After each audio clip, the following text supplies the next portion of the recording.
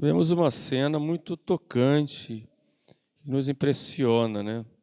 Duas procissões, uma da vida e outra da morte. A procissão da vida, né? Jesus vai com os seus discípulos e uma multidão, Jesus que é a vida, né? E uma procissão da morte, que é aquela viúva levando o seu filho único para a sepultura. E é nesse encontro da vida com a morte que a vida vence e Jesus vence. Esta mulher viúva, e as viúvas sofriam tanto naquela época de Jesus, tanto eram marginalizadas na maioria das vezes, tanto que os apóstolos, quando começaram sua vida de pregação, eles logo se dispuseram a ter uma equipe que ajudasse as viúvas e os órfãos. Tais eram as discriminações que eles sofriam. E hoje essa viúva, ela é símbolo de toda mãe que sofre por causa dos seus filhos que muitas vezes vão para as drogas, vão para a perdição, vão para tantas situações que se perdem completamente. Nossa juventude muitas vezes não tem nem rumo na vida, não sabe nem o que quer, tantas vezes perdeu-se o verdadeiro sentido da vida. Muitos até caem na perdição, outros se suicidam, né? Então a gente fica olhando para essas mães e sofrendo, né, com elas. E foi exatamente isso que Jesus fez. Olhou para aquela mãe e sentiu compaixão. E só disse para ela: não chores. Mas aquela mãe também simboliza a igreja. A igreja que sofre com o pecado de seus filhos, com os desmandos e com a falta de sentido da vida de muitos dos católicos. Por que é que eu sou católico? Por que é que eu vivo? E aqui eu gostaria de falar hoje para vocês um tema muito importante, e que acho que eu nunca falei aqui, e diz respeito à educação dos filhos. O que é educar os filhos?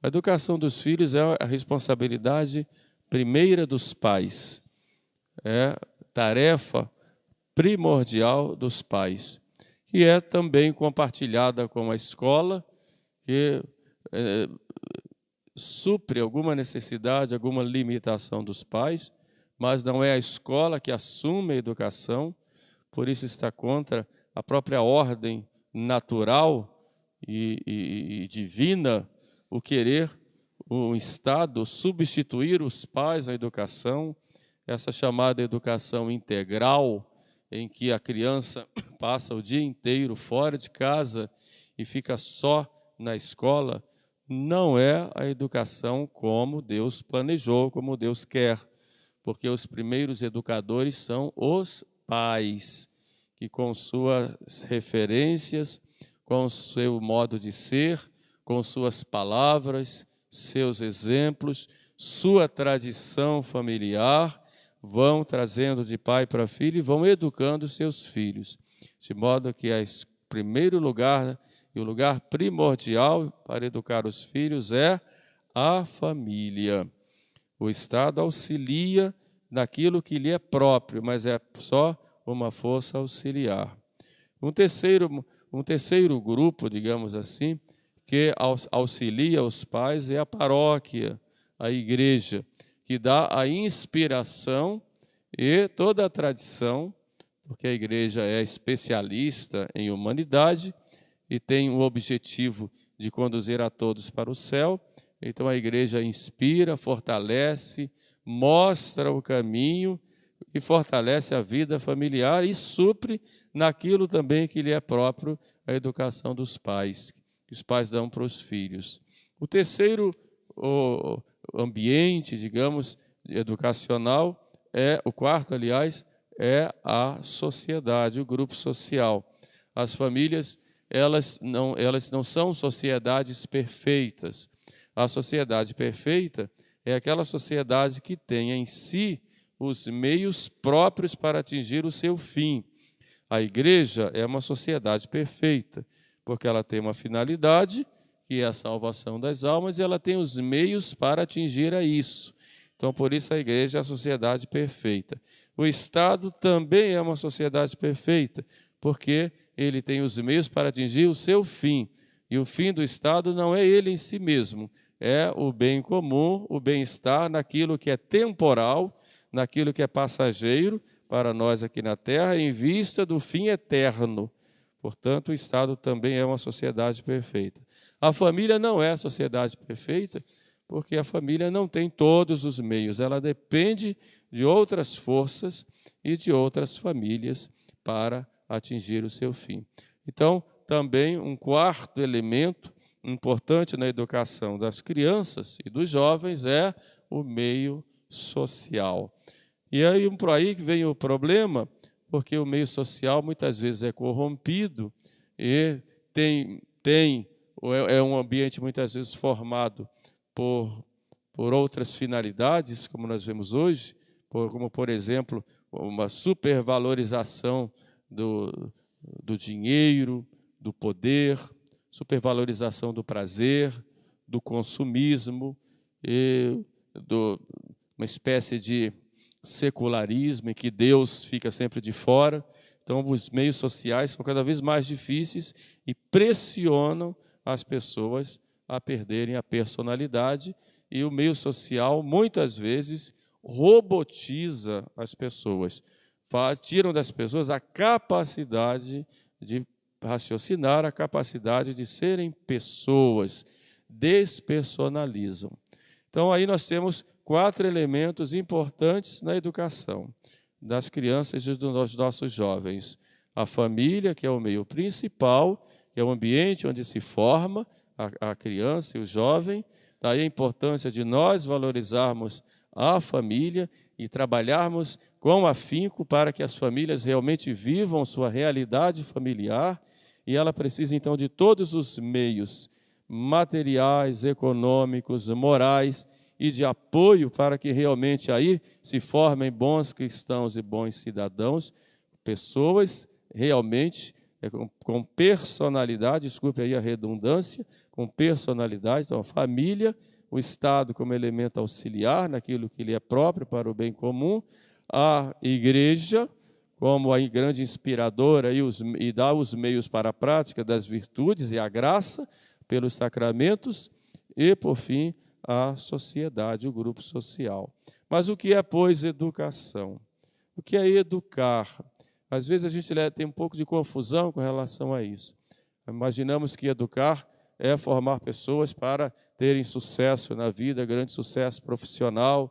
Então coloca a educação como fosse apenas colocar na escola para estudar, para ter uma profissão e para depois crescer, ter dinheiro, ter seus bens materiais e possa viajar, se divertir e tudo mais. Será que é nisso que consiste a educação? Outros colocam a educação como ser um ser social, em que tenha bom relacionamento com todo mundo. Mas é nisso que consiste a educação. Educação como, por exemplo, ele ser ele mesmo, é nisso que consiste. Pio XII diz que educação, a palavra educação vem de um verbo latino educere, quer dizer conduzir. Dux, ducis, é aquele que conduz. Então, educere é conduzir. Conduzir o quê? A quem? Conduzir o educando a alcançar o seu fim último, ou seja, levá-lo a alcançar a vida eterna, que é o fim último do homem. Na realidade, educa-se para a vida eterna, educa-se para Deus. Uma educação que tira Deus da história e da vida da pessoa não é uma educação verdadeira. Por quê? Porque tira a pessoa daquele objetivo para o qual ela existe, para a qual ela foi criada. Então, a educação é nesse sentido. Pedagogia, pedagogo, aquele que conduz a criança. E conduz para onde? Para alcançar um fim. Qual é o fim? O fim é alcançar o fim último, que é a vida eterna, que é Deus. Por isso, toda a educação deve levar para Deus. Uma educação sem Deus não é educação. Agora, é claro que o grande desafio, que já começa na família, é como educar. A educação é uma arte. E o primeiro elemento da educação na família, que são os pais, devem educar-se primeiro a si mesmos. Porque muitas vezes os próprios pais carecem de uma educação clara. Educar-se a si mesmo. Existe um princípio em educação que diz: vive-se como se pensa e educa-se como se vive. Então você não pode exigir de uma criança ou de um jovem alguma coisa que você não é. Você, para educar uma criança e um jovem, você tem que viver aquilo a que você propõe. Senão você é falso. O educador, o pai, a mãe, mesmo o professor, ele não é um ator que desempenha um papel. Ele não é alguém que usa uma máscara e diz: seja como essa máscara que eu estou usando. Ele tem que viver. Então, vive-se como se pensa e educa-se como se vive. Educação é uma arte. Imagine, vai lá o Michelangelo, a Carrara, e lá escolhe lá um pedaço de pedra para ele fazer, por exemplo, a imagem de Moisés, que está lá em Roma, lá na igreja de São Pedro, em Vínculos. Moisés, imenso, tão bonito, e que ele fez, depois que terminou, a perfeição era tão grande que ele deu um grito para a imagem: parla, fala, porque parecia mesmo que era verídico, né? E a educação é, pois, essa arte. Mas o Michelangelo, quando vai a Carrara, pega um pedaço de mármore e ali dentro já vê a imagem. Pega um pedaço da pedra, ali dentro já vê a imagem. O artista vê a imagem lá dentro.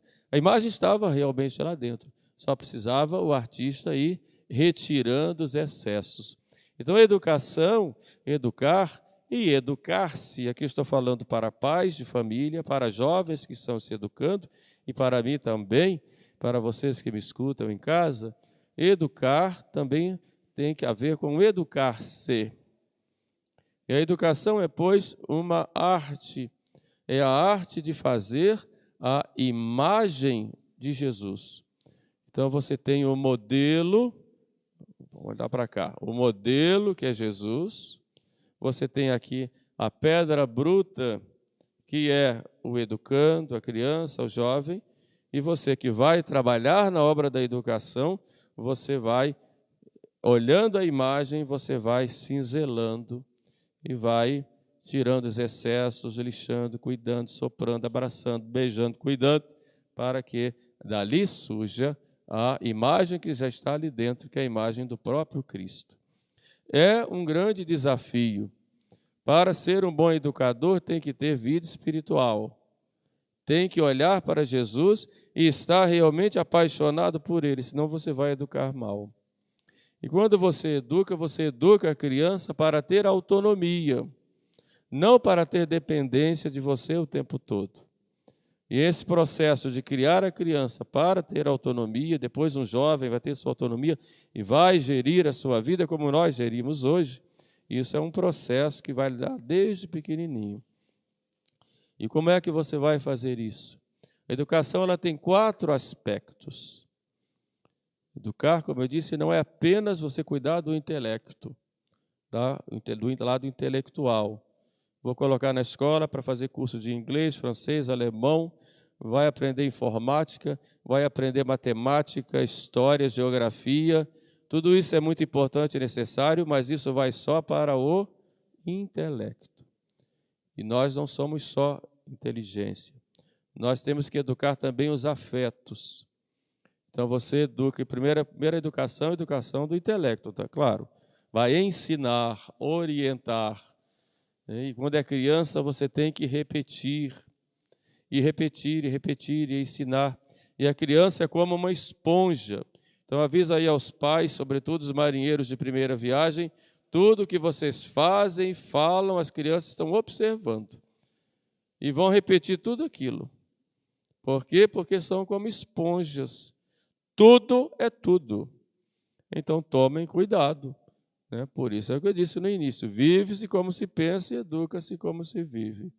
Então o intelecto ele é educado e vai sendo formado com conhecimentos. É aquele conhecimento familiar, aquele conhecimento da vida, as experiências de vida dos pais, dos avós, que vão passando para os filhos e netos. É o conhecimento intelectual. Mas não se educa apenas a inteligência. Não adianta você ter um grande conhecimento na vida se você não foi educado nos afetos, não foi educado para amar, para respeitar, não foi educado nas suas emoções, não foi educado para controlar os seus impulsos. E a impulsividade é uma característica do imaturo.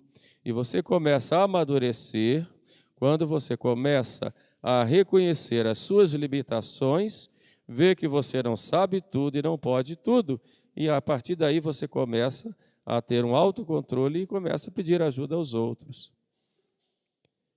A impulsividade é um grande sinal de imaturidade. Então você vai educar para os afetos controlando a impulsividade. Por isso a criança não pode fazer tudo o que ela quer. Ela tem que aprender que aquele momento é hora de calar, é hora de ficar sentadinho, é hora de esperar, é hora de ajudar o irmão, é hora de ir dormir, é hora de calar, é hora de fazer isso ou aquilo. A criança, ela precisa, por causa do pecado original, é pedra bruta. Tem sempre aquela tendência de fazer o que ela quer descontroladamente. E fazem mal aqueles pais e educadores que deixam a criança fazer o que ela quer. Vai ser uma criança sem autocontrole nenhum e na vida, a vida não é assim. E a gente aprende a ter autocontrole quando a gente é criança. É claro que não vai negar tudo para a criança, não vai maltratar a criança tem que se sentir amada, mas ela também tem que ter limites. E quem coloca limites na criança começa dentro de casa. Agora, não, espera, isso não pode, vai para lá, fica quietinho aqui, não põe a mão nisso ou naquilo. Às vezes os pais ficam com medo de dizerem não, porque quando dizem não, a tendência da criança é chorar, fazer chantagem, deitar no chão, ficar aquele famoso ciscar e gritar, fazer vergonha a mamãe ou papai lá no shopping, e gritar, e xingar, etc. Chantagem em cima de chantagem. Os pais, para não passarem vergonha, terminam cedendo. E a criança, então, já aprendeu o ponto fraco. É ali que eu te pego, papai. É ali que eu te pego, mamãe. E a criança passa a controlar e os pais ficam escravizados pelas vontades voluntariosas dos seus filhos. Estão deseducando, porque estão ensinando a criança uma coisa errada. Eu faço o que quero e todo mundo tem que se sujeitar ao que eu quero. Hoje é uma criança, amanhã vai ser um rapaz que vai ver uma moça e vai querer, e vai fazer, e vai procurar, e vai perturbar, e vai brigar. Vai ser alguém que vai querer comprar uma coisa, não vai poder, e vai roubar, e vai enganar, e vai fraudar, etc. E daí as consequências podem ser inúmeras, porque não aprenderam, quando criancinha, a terem autocontrole. Então, educar para os afetos, educar para amar, educar para respeitar, educar para ter disciplina, educar para se organizar, arrumar os seus brinquedos, cuidar da sua cama, ter a sua hora certinha de se levantar, de ir para a cama.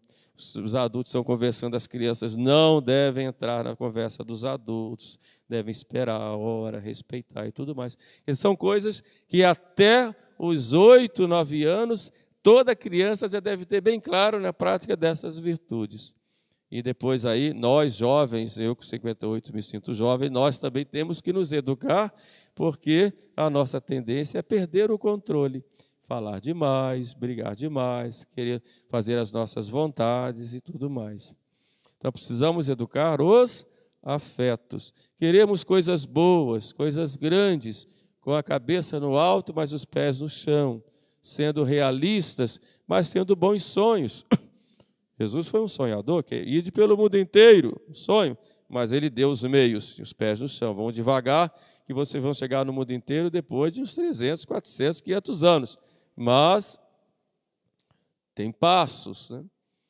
Mas esse educar para os afetos, educar para ter autocontrole das emoções, cuidar bem para amar, para servir, para acolher, para saber esperar, vê que a hora agora tem que atender, a mamãe está atendendo o irmãozinho que é menor, ou o irmãozinho que está doente, enfim, ou a vovó ou o vovô que estão descansando, enfim. Essas coisas dentro de casa precisam serem organizadas.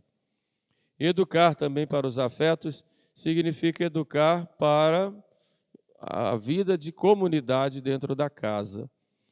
Os pais muitas vezes são escravos dos seus filhos, porque não deixam os filhos fazerem nada. Os filhos têm que participar da vida do lar desde pequenos. Ajudar a arrumar uma cama, ajudar a arrumar uma mesa, ajudar a secar um prato, até onde pode, nem toda criança pode, mas de qualquer forma, ajudar a fazer as coisas, participar da vida do lar. Isso faz parte do processo de educação e do processo de amadurecimento do ser humano. Que a vida não é como eu fico sentado no trono e todos me servem, não é assim.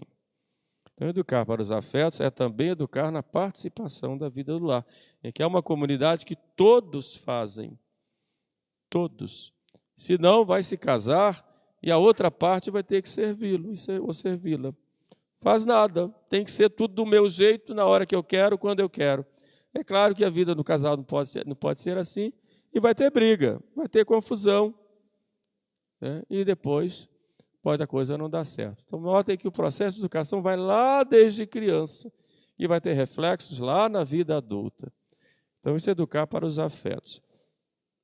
Educar também, do ponto de vista físico, educar é a educação da higiene, educar para a higiene, a criança aprender a ser organizada, a ser limpa, ter a sua roupinha direitinho. É claro que isso vai aos poucos, o pai tem que ter esse cuidado, os pais têm que ter esse cuidado com os filhos. E nós temos que nos educar nesse sentido também, né? Estar sempre limpinho, cuidado, né?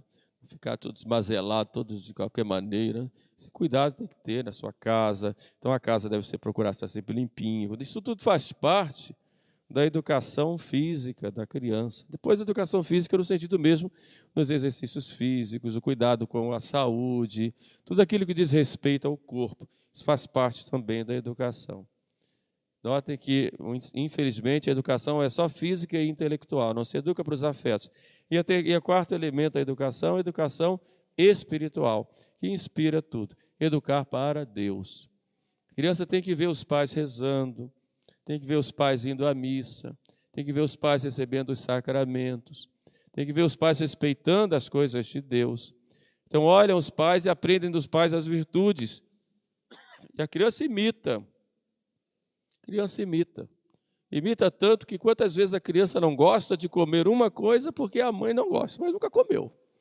Não gosta de comer isso porque a mãe não gosta. Imita. Então, imita também as coisas boas. De ver o pai falando de Deus com respeito, com amor, né? Ter em casa um oratório, uma imagem de Nossa Senhora, de Nosso Senhor, estar ali rezando, respeitando. Isso já começa desde pequeno. Educar para o respeito às coisas de Deus, para a oração, para a guarda do domingo. Hoje é domingo, é o dia do Senhor. É um dia especial para nós que somos cristãos. Hoje é Natal, um dia especial para nós. É Sexta-feira Santa, um dia de mais respeito. Hoje é dia de Nossa Senhora, é um dia de festa. Nós agradecemos a nossa mãe. Quer dizer, valorizar esses tempos fortes para as crianças poderem. Estamos preparando para o Natal. Vamos fazer uma árvore, fazer uma guirlanda, uma coroa do advento, e vamos rezar juntos e tudo mais. Quer dizer, todo esse processo educacional, ele exige que a família viva esses tempos fortes e tenham vida realmente cristã. Voltamos ao princípio, vive-se como se pensa e educa-se como se vive. Entenderam? Então, educação espiritual. Então, são 4 elementos da educação que são importantíssimos, ou 4, digamos, aspectos ou pilares: intelectual, afetiva, física e espiritual. E eu digo, falando aqui para os pais e para os avós, né, que hoje os avós cuidam muito dos seus netos, com muito carinho, com muita dedicação. Eu falo também para os jovens que estão se preparando para o casamento e para os jovens também para se educarem. Isso serve também para nós, porque todos nós, devido a toda essa revolução cultural que nós tivemos no mundo, Todos nós sofremos muitas falhas na nossa educação. Fomos educados muitas vezes pela televisão, pelos artistas, pelo fã-clube disso ou daquilo. E hoje, com esse ambiente familiar, em que não há mais diálogo, quase não há mais diálogo em casa, cada um tem lá o seu aparelho celular, o seu smartphone, fica escondido, cada um não se senta mais à mesa para conversar, para dialogar, para olhar um para o outro, né? Quase não existe isso. Feliz a família que ainda usa a sua mesa. É uma família feliz, usa a sua mesa. Porque a mesa muitas vezes é só um enfeite para colocar um arranjo bonito, um caminho de mesa e pronto. Não é mais para ninguém mais senta ali, passa lá só para enfeitar. Ou para tirar foto no dia do aniversário com um bolo lá em cima. Acabou, não tem mais nada. Então é importante esse sentar olhando um para o outro, né?